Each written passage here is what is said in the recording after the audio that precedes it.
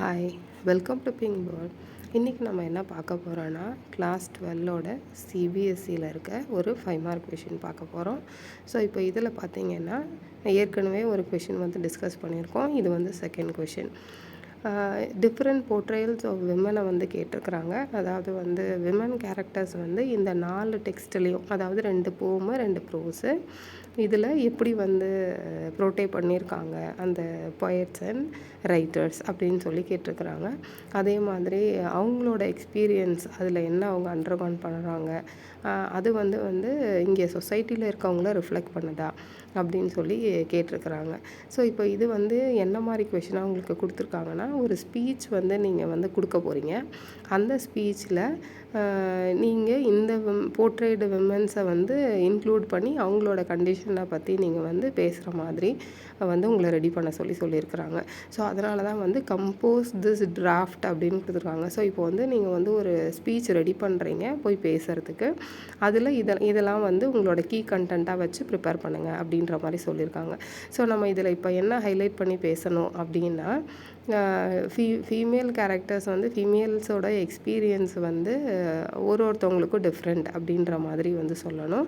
அதே மாதிரி நம்ம வந்து அவங்கள அண்டர்ஸ்டாண்ட் பண்ணிக்கணும். ஏன்னா எல்லாரோட சேலஞ்சும் எல்லாரோட எக்ஸ்பீரியன்ஸும் வந்து ஒன்று கிடையாது.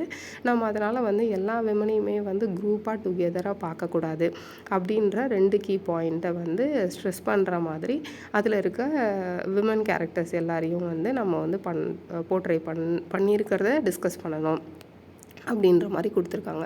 இப்போ ஃபஸ்ட்டு ஆன் ஜெனிஃபர்ஸ் டைகர் எடுத்துக்கிட்டிங்கன்னா, ஆன் ஜெனிஃபர் டைகரில் ஆன் ஜெனிஃபர்ன்றவங்க சப்ரஸ் பண்ணப்படுறாங்க.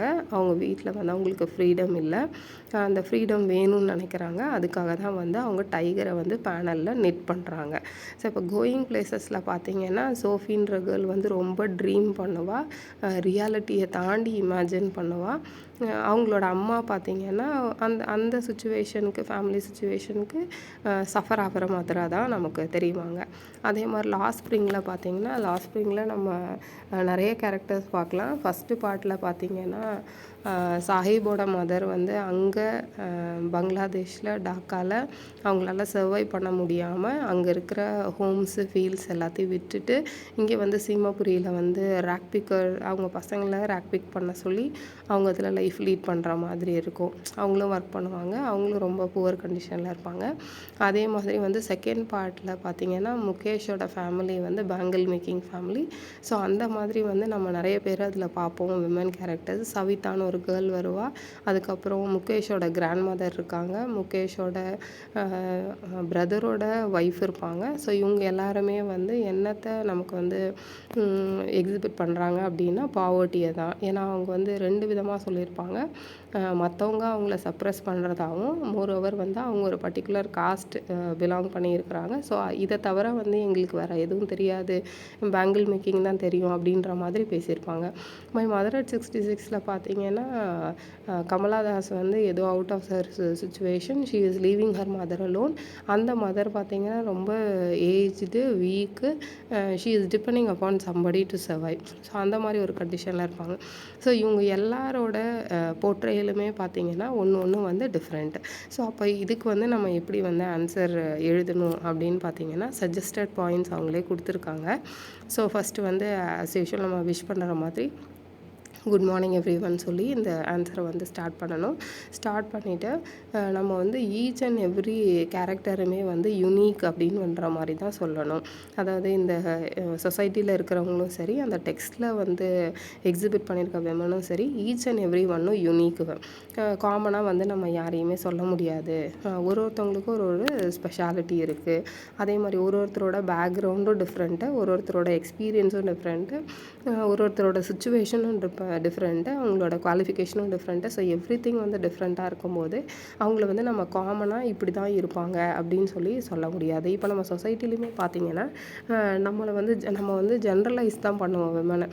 விமனாக வந்து அழுவாங்க, விமனாக வந்து ஸ்டப்பர்னாக இருப்பாங்க, விமனாக வந்து இப்படி தான் இருப்பாங்க, படிக்கிறதுக்கு இஷ்டம் இருக்கும் இல்லை இருக்காது, கான்சன்ட்ரேட் பண்ணுவாங்க இல்லை இப்படி தான் பிஹேவ் பண்ணுவாங்க அப்படின்னு சொல்லி ஒரு ஜென்ரலைஸ்டு கான்செப்டாக தான் வந்து பேசுவாங்க. ஸோ அந்த மாதிரி கிடையாது. கிடையாது. ஸோ ஒருத்தவங்களுடைய டெவலப்மெண்ட்டும் ஒருத்தவங்களுடைய பிஹேவியரும் ஆட்டிடியூடும் வந்து அவங்கவுங்க என்ன அண்டர்கான் பண்ணியிருக்கிறாங்களோ அதுலேருந்து வந்து அவங்கள ஸ்ட்ரெங்தன் பண்ணிக்கிட்டு வெளியில் வர்றது தான் வந்து ஆக்சுவல் ரியாலிட்டி இந்த சொசைட்டி.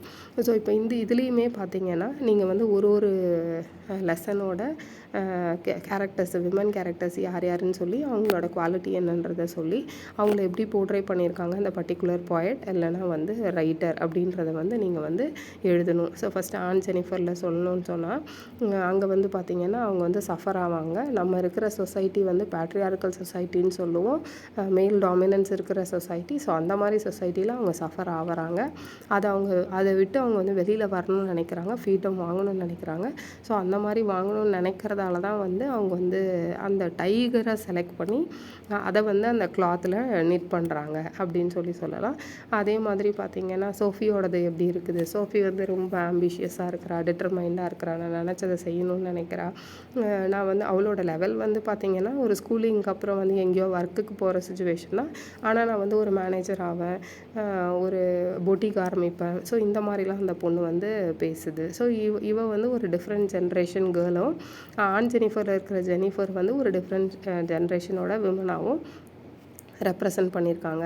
அதே மாதிரி லாஸ்ட் ஸ்ப்ரிங்கில் பார்த்தீங்கன்னா அந்த கிராண்ட் மதர், முகேஷோட கிராண்ட் மதர் எப்படி இருக்கிறாங்க, அவங்க வந்து அக்செப்ட் பண்ணிக்கிறாங்க. அவங்க ஒய்ஃப் வந்து அவங்களோட ஹஸ்பண்ட் வந்து பார்த்திங்கன்னா இந்த மாதிரி பேங்கிள் பாலிஷ் பண்ணுறதால பிளைண்ட் ஆகிடுறாரு. ஆனாலும் அவங்களோட சில்ட்ரனுக்கு அவங்க வேறு எதுவும் வந்து ப்ரொஃபஷன் செலக்ட் பண்ணி கொடுக்காம சப்போர்ட் பண்ணாமல் என்ன பண்ணுறாங்கன்னா அவங்க சில்ட்ரனையும் வந்து இதே ப்ரொஃபஷன்லேயே வந்து சர்வை பண்ணுறதுக்கு அலோவ் பண்ணுறாங்க. ஸோ அவங்க வந்து அங்கே வந்து ஹெல்ப்லெஸ்ஸாக இருக்கிறாங்க.